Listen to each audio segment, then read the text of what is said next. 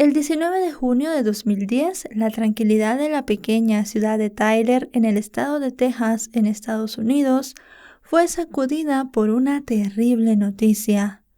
Un joven repartidor de pizzas que manejaba su vehículo por una carretera rural vio al lado del camino lo que parecía ser un cuerpo humano. Se encontraba totalmente quemado e irreconocible.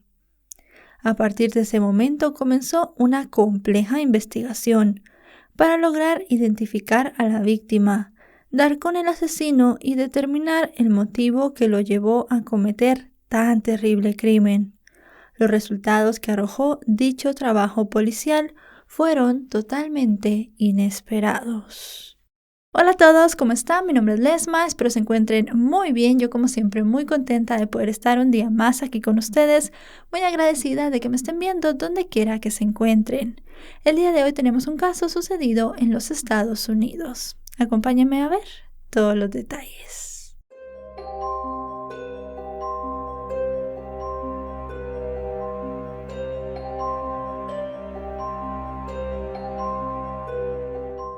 Aquella tarde de junio de 2010, el joven repartidor se había bajado de su auto para observar de cerca un extraño bulto, el cual se encontraba en un espacio lleno de grava y arena a un lado del camino.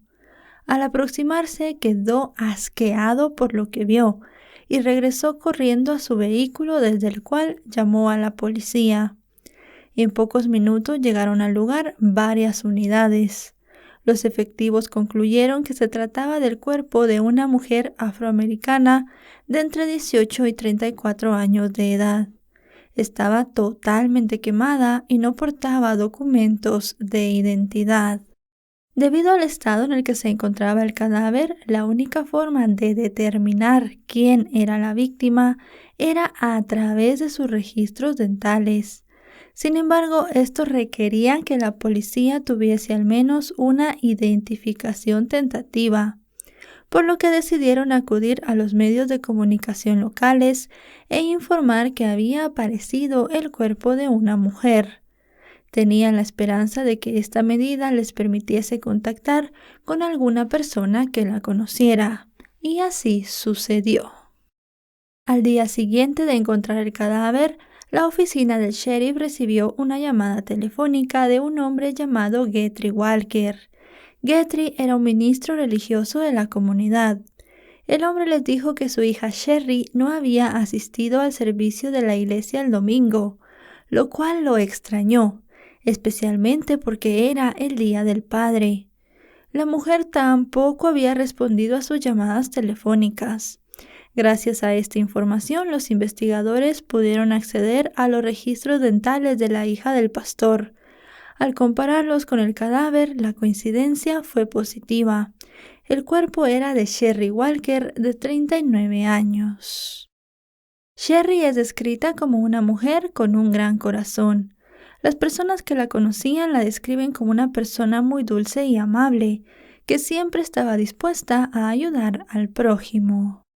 La mujer padecía de algunas discapacidades y sufría de convulsiones leves o temblores que se hacían presentes en ciertas situaciones cotidianas.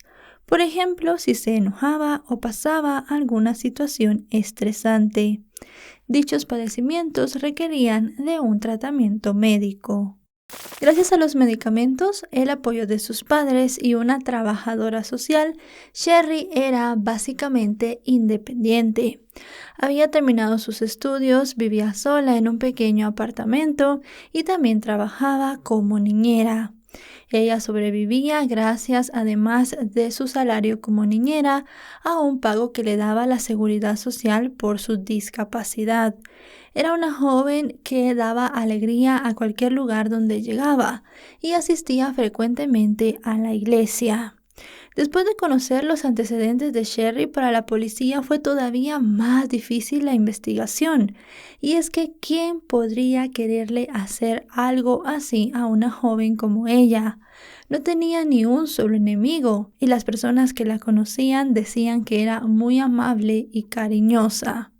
Se pudo determinar, gracias al análisis forense, que ella había sido quemada después de su muerte, pero no pudieron determinar la causa exacta del asesinato de Sherry. No se sabía cómo le habían quitado la vida.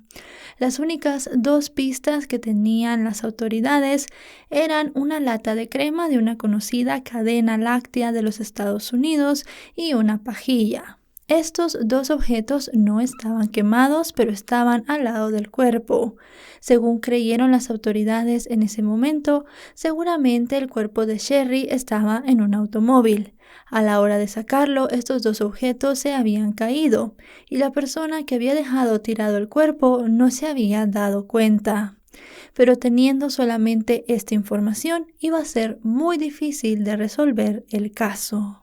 También se descubrió en la investigación que el cuerpo había sido rociado con líquido para encendedores. El primer sospechoso que surgió fue gracias a los datos aportados por el padre de la víctima. Él le dijo a la policía que su hija frecuentaba desde hacía un tiempo a un joven que había conocido desde el año 1997, mientras trabajaba en una empresa que daba oportunidades a personas con discapacidades. El nombre de este hombre era Joseph Mayo y en el momento de los hechos tenía 35 años. Joseph intentaba abrirse paso como cantante presentándose en varios sitios nocturnos y llegó incluso a probar suerte en el famoso programa de televisión American Idol. Con el pasar de los días, Sherry y Joseph se habían hecho cercanos, aunque su relación no había pasado de ser una buena amistad entre dos personas que salían, compraban comida, alquilaban películas y disfrutaban con otros amigos. Luego de que el padre de Sherry diera esta información, Joseph fue arrestado y llevado a la oficina del sheriff. En un momento del interrogatorio, el hombre preguntó cómo habían asesinado a la joven. Esto disparó las alarmas de los funcionarios, pues en ningún momento le habían mencionado al sospechoso que ella estaba muerta. Esta reacción de Joseph llevó a los oficiales a presionarlo. Incluso llegaron a decirle que sabían que él había cometido el crimen. Fue tanto el acoso que en cierto punto del interrogatorio el joven comenzó a llorar. En ese punto de la investigación, Joseph tenía todas las de perder. Había hecho una pregunta que había levantado las alarmas en los investigadores, pero afortunadamente para él tenía una coartada sólida para el último día que se había visto con vida a Sherry. Ese día él había estado trabajando. Luego de su turno había quedado de verse con un amigo. Estuvieron unas horas juntos y a las 9 de la noche fueron con otros amigos a un local en el cual Joseph solía cantar. Este local quedaba muy alejado del lugar donde se encontró el cuerpo de Sherry. Y además de eso, varios testigos lo situaron hasta altas horas de la madrugada. Luego él se fue a dormir a casa de unos amigos, así que era básicamente imposible que él le hubiese quitado la vida a la joven. Simplemente había hecho una pregunta un tanto desafortunada. También dejó que las autoridades ingresaran en su teléfono y en su computadora para que pudieran revisar su historial.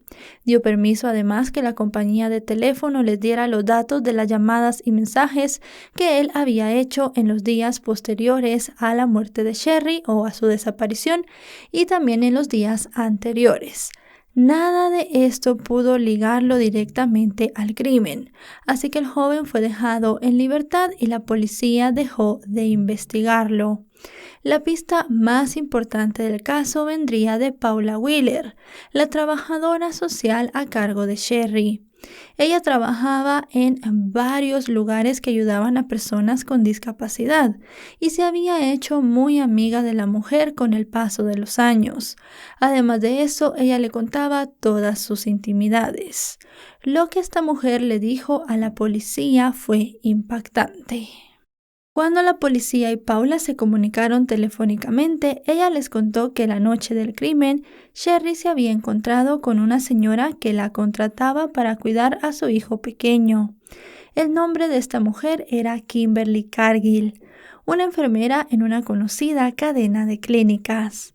Pero la información que proporcionó la trabajadora social no terminó allí. Además de poner a la víctima en un lugar y a una hora muy precisas, hizo una declaración sorprendente. Les dijo a los investigadores que estaba convencida de que Kimberly estaba detrás de la muerte de la joven y que además conocía el móvil del crimen. Fue tanta la sorpresa de los investigadores por esta acusación tan firme de Paula que le pidieron que al día siguiente fuera a comisaría para que declarara con lujo de detalles por qué estaba diciendo esto. Efectivamente, Paula fue al día siguiente con la policía. Estando en el lugar, les comentó primero de las discapacidades que Sherry presentaba. Dijo que ella tenía la mentalidad de una niña pequeña y había cosas que no podía hacer por sí sola. El trabajo de Paula era llegar todos los días a casa de Sherry para ayudarla a vestirse y que se tomara su medicación. También hablaban de la vida y Paula le decía a Sherry que no tenía que dejar que otras personas tomaran una ventaja sobre ella o que se aprovecharan de su situación. Para Paula, Kimberly Cargill era una de esas personas. La enfermera en muchas ocasiones no le dejaba comida a Sherry para su hijo y ella tenía que comprarla de su propio bolsillo. Tampoco le pagaba y cuando lo hacía por menos cantidad de la que Sherry solía cobrar. La joven no se daba cuenta de estas cosas, ella no sabía que esto estaba mal. Y como le encantaba tanto cuidar al hijo de Kimberly, nunca dejó de ir a su casa para hacerlo. Pero para Paula la mujer era una simple aprovechada y ella tenía mucho que ver con el crimen. Hablando de Kimberly Cargill, de 40 años, su vida estaba llena de tropiezos, dificultades y encuentros con la ley. La madre de 4 niños nació como Kimberly Pitts en Mississippi en el año 1966. En el seno de una familia de clase media. Siendo todavía una niña pequeña, se mudó con sus padres al área de Fort Worth, en Texas. Kim, como le decían sus amigos, era una estudiante por encima del promedio, una chica popular en la escuela, la típica joven rubia extrovertida que participaba en varias actividades sociales. Luego de graduarse, Kimberly decidió no ir a la universidad. En lugar, contrajo matrimonio muy joven y tuvo un bebé, pero esta relación duró muy poco tiempo. Siendo una madre divorciada y sin preparación universitaria, Kimberly enfrentó muchos problemas económicos y se vio en la obligación de hacer diversos trabajos desde joven. Comenzó como recepcionista en una empresa de venta de equipos médicos, pero esos ingresos apenas le alcanzaban para cubrir sus necesidades y las del pequeño. Al poco tiempo perdió una pelea con su exmarido por la custodia de su hijo. En 1992, ya con 26 años, Kimberly conoció a Ryan Cargill. Tuvieron un romance rápido y se casaron después de un año. Casi de inmediato, ella quedó embarazada por segunda vez. Y tras tener al bebé, la pareja comenzó a tener problemas debido a los cambios de carácter de ella. El matrimonio duró cerca de 3 años y culminó en divorcio. Pasó un poco de tiempo antes de que Kimberly comenzara una nueva relación y quedara embarazada de su tercer hijo. Para el año 2000 se encontraba nuevamente sin pareja, criando a 2 de sus 3 hijos y compartiendo la custodia del tercero.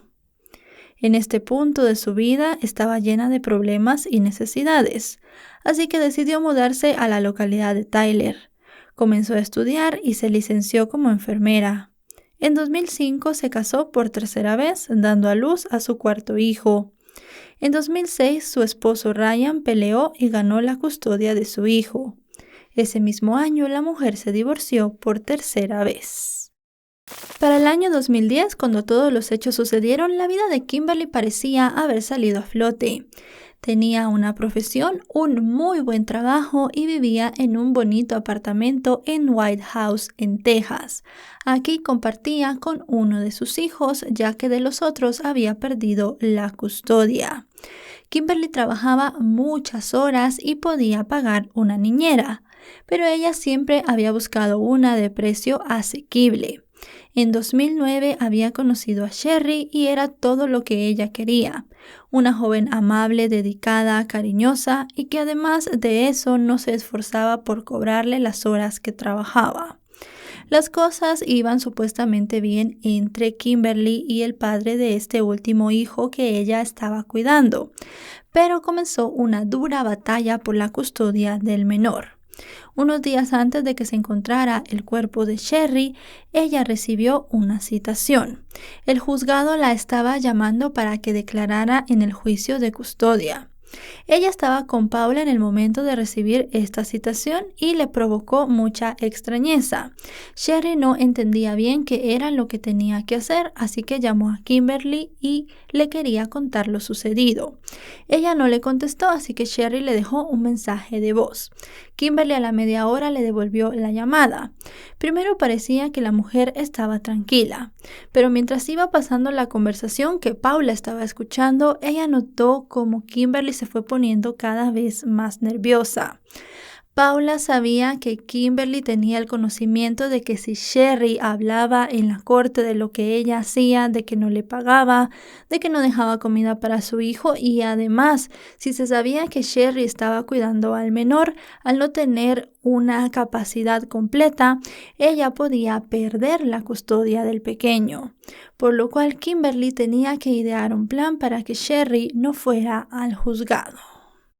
Mientras iba pasando la llamada telefónica, Kimberly trató de convencer a Sherry de que no era necesario presentarse a declarar. Pero Paula le dijo que no podía hacer eso porque era ilegal.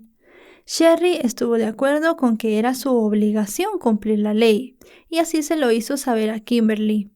Llegado a ese punto, Paula le recomendó que no trabajara más en esa casa. Sospechaba que la mujer era capaz de hacerle daño para evitar su testimonio. En unas últimas palabras de Kimberly a Sherry, también habló con Paula y le dijo que pensaba esconderla en su casa. Las palabras que dijo fueron las siguientes: «Si descubren que algo anda mal, me quitarán a mi hijo». Y así terminó la conversación. Paula relató a la policía que poco después de las 12 del 18 de junio de 2010 llevó a Sherry a que la peinaran. A las 8 de la noche, Sherry llamó a Paula por última vez. Le dijo que Kimberly la buscaría para llevarle a comer y para que fuera a limpiarle la casa. En un principio, la información aportada por Paula sobre Kimberly no fue tomada en cuenta, debido a que la enfermera no parecía tener un perfil criminal capaz de cometer un asesinato. Sin embargo, luego de revisar los expedientes de todos los juicios de custodia y los informes psicológicos de la mujer, la policía decidió colocarla en la cabeza de la lista de sospechosos.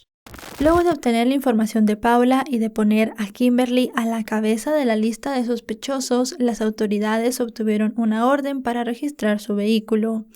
Fueron a la casa de la mujer en horas de la tarde para poder llevar esto a cabo. Encontraron el vehículo de Kimberly en un inmaculado estado de limpieza. Le preguntaron a los vecinos si la mujer solía mantener su automóvil de esa forma, y ellos dijeron que no, que siempre la habían tomado por una mujer descuidada, ya que sus cosas siempre estaban sucias. A pesar de que el vehículo estaba muy limpio, había algunos objetos de basura dentro de este. Entre ellos un envase de crema idéntico al encontrado cerca del cuerpo de Sherry en esa carretera por el chico que repartía pizzas. Las autoridades tomaron este envase y una muestra de ADN. Tomaron el envase que se encontró en la escena donde estaba el cuerpo y también tomaron una muestra de ADN. Ambas muestras coincidían con el mismo perfil y al compararlos con el ADN de Kimberly dieron positivo. Esto ya situaba a la mujer en el lugar donde se encontró el cuerpo. Para las autoridades esto era un paso muy importante. Otra prueba vino de una de las amigas de Kimberly.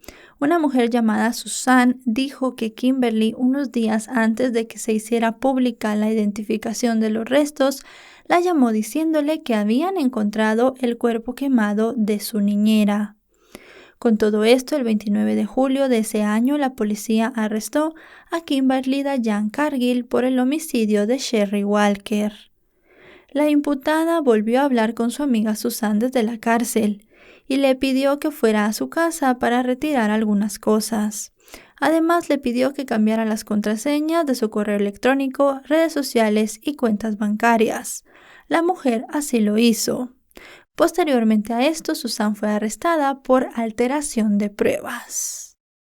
En la audiencia inicial del juicio, el viernes 4 de mayo de 2012, Kimberly se declaró inocente de los cargos. 3 días después comenzó el juicio.